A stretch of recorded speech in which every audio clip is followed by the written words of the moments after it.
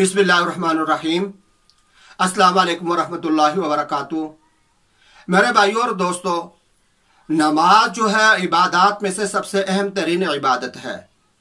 इस नमाज के अंदर अल्लाह तबारक व तआला ने, हमारी शरीयत ने बहुत सारे मसाल रखे हुए हैं कि तुमने इस नमाज को इस तरीके से पढ़ना है।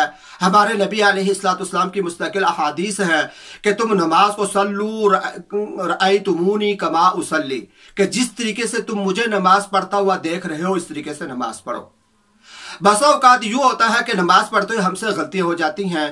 इन्हीं नमाज की गलतियों में से एक गलती ये आती है कि 3 या 4 रकात वाली जो नमाज है, इस नमाज के अंदर 2 रकात पढ़ने के बाद इंसान कादा के अंदर बैठता है, जिसको हम कादा ऊला कहते हैं। यानी पहली मर्तबा जब 2 रकात के बाद बैठते हैं, तहियात पढ़ते हैं, तशहुद पढ़ते हैं, इसको कादा ऊला कहते हैं।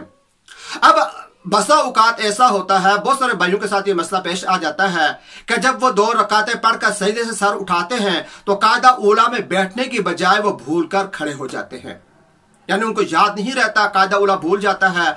तो अब यह मसला मैं आपके सामने इसकी वजाहत करना चाहता हूं। अगर किसी भाई के साथ इस किस्म का मसला पेश आ जाए तो उसको क्या करना चाहिए। इसमें पहली बात तो यह है कि जब इंसान अगर वो भूल गया, बसा औकात ऐसा होता है कि भूल कर इंसान खड़े होने लगता है, खड़े होते होते अगर उसको याद आ जाए कि भाई मेरा तो कायदा उला रहता है, तो इसमें उलमाए कराम ने यह मसला लिखा है कि अगर इंसान बैठने के ज्यादा करीब है, अभी उसका धड़ सीधा नहीं हुआ, खड़े होने के करीब नहीं हुआ, बैठने के करीब है, तो उस इंसान को चाहिए वो बैठ जाए और कायदा उला अपना मुकम्मल करके खड़ा हो जाए। इस शक्ल के अंदर उसमें सजदा सहवी वाजिब नहीं होगा।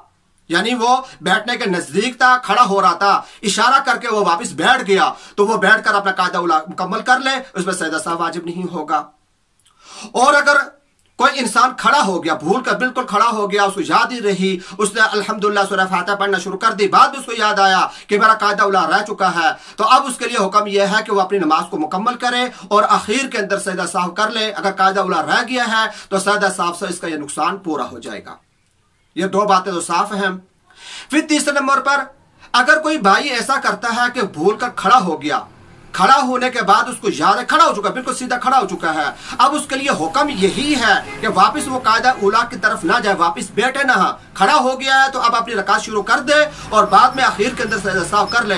लेकिन अगर कोई भाई खड़ा हो जाता है, खड़ा होने के बाद दोबारा वो नीचे बैठ जाता है, उसको याद आ गई कि मेरा कायदा उला रह चुका है, खड़ा होने के बाद दोबारा बैठ जाता है और बैठकर अपना कायदा उला मुकम्मल करता है, तो इसका हुक्म यह है कि अगर उसने ऐसा कर लिया, ऐसा करना है तो गलत, यह मकरूह तरीका है, सही नापसंदीदा तरीका है कि इसको दोबारा बैठना नहीं चाहिए था। लेकिन अगर वो बैठ चुका है तो वो अब कायदा उला मुकम्मल करे, खड़ा हो जाए, उसके बाद अपनी रकात मुकम्मल करने के बाद आखिर के अंदर सजदा साफ कर ले। चूंकि उसने नमाज के अंदर थोड़ी सी ज्यादती कर दी है कि वो खड़ा हुआ, खड़ा होकर बैठा है, इस खड़ा होकर बैठने की वजह से उस पर सजदा साफ वाजिब हो जाएगा, बाकी उसकी नमाज मुकम्मल हो जाएगी। तरीका गलत है, नापसंदीदा मकरूह तरीका है, लेकिन उसकी नमाज मुकम्मल हो जाएगी, उसको आखिर के अंदर सजदा साफ करना पड़ेगा।